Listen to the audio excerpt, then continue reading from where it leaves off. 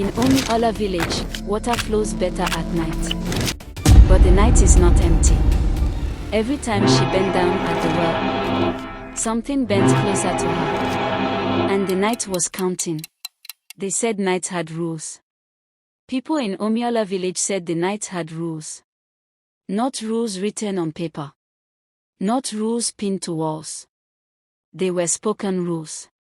Whispered ones. Passed from mouth to mouth. From mothers to stubborn daughters.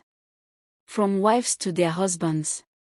From neighbors who had seen things and never forgot.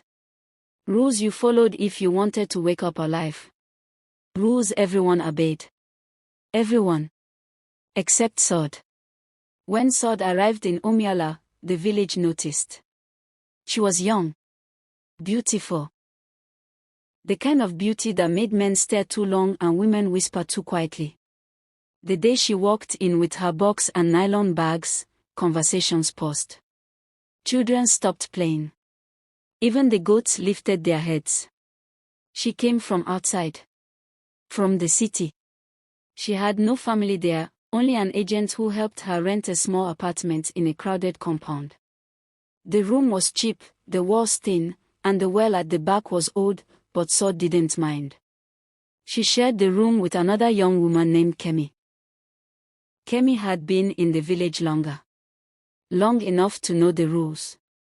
The landlord summoned all new tenants early one morning. He didn't shout. He didn't threaten. He spoke calmly, like a man repeating something he had said many times before.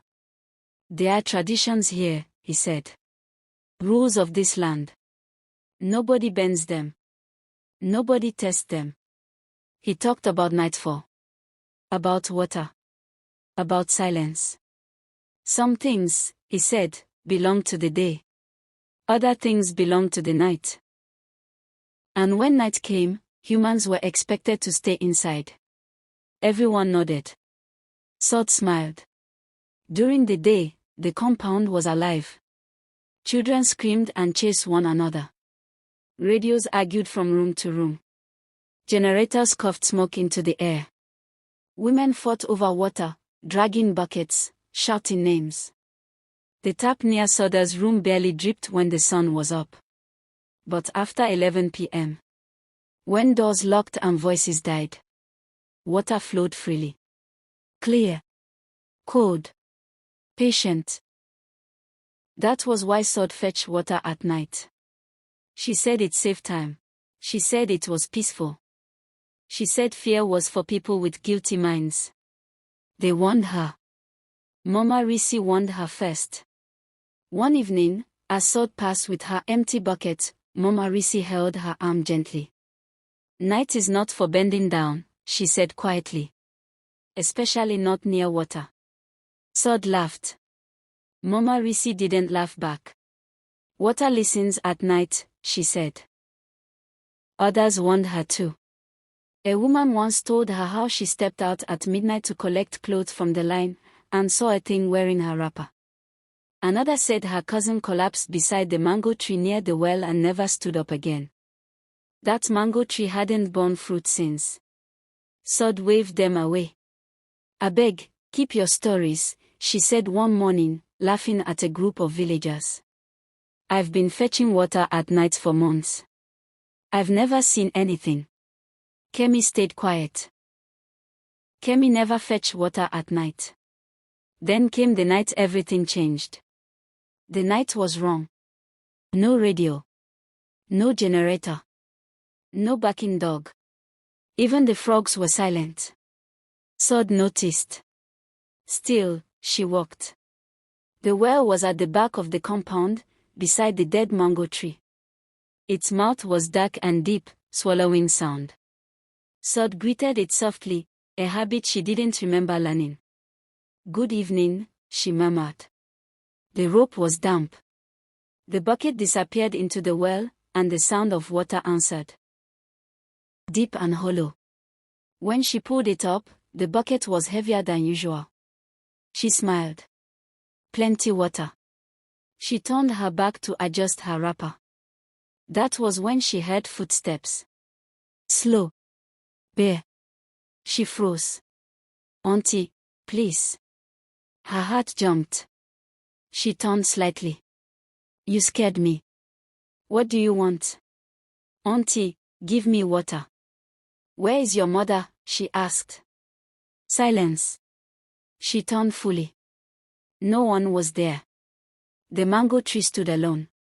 She laughed weakly. See fear. She bent again. The voice came back.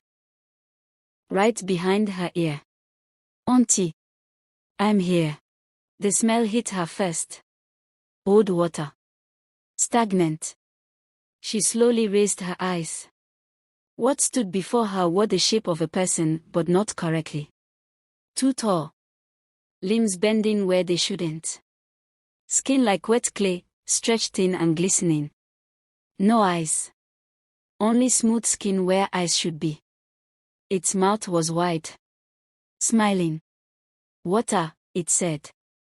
Sade tried to scream. Nothing came out. The bucket slipped from her hands and fell to the ground. Water spilled into the dirt, soaking deep into the roots of the mango tree. You always come, the thing said softly. Every night. I didn't know, she whispered, trembling. It laughed. The day is for humans, it said gently. The night is for us. Don't come out again, it shouted. Then it turned and walked away. Sade ran. She didn't fetch water that night. She didn't sleep either. In the morning, she told the villagers everything. They begged her to stop. She promised she would. She didn't. Instead, she said it was because she was not prepared. So she prepared herself. She began going out with the cutlass. The bucket in one hand. The cutlass in the other. She boasted. I will kill anything that comes near me. She continued. Weeks passed. Months passed. Almost a year passed. Then one night, she heard crying near the well. She was scared, but brushed it off. She bent down to lift her bucket.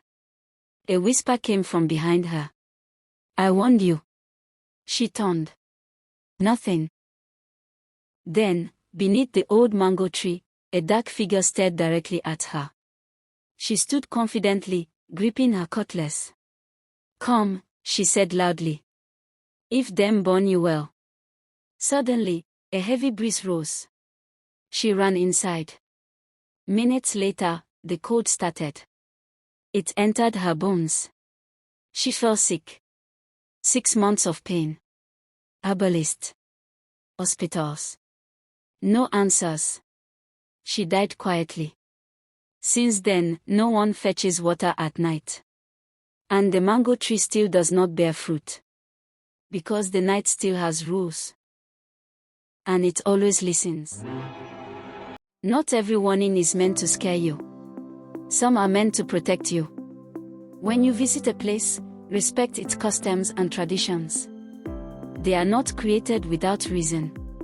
Some rules were written with blood. Others were passed from one generation to another until they became law. Because some traditions exist for one reason. Someone ignored them once and paid the price.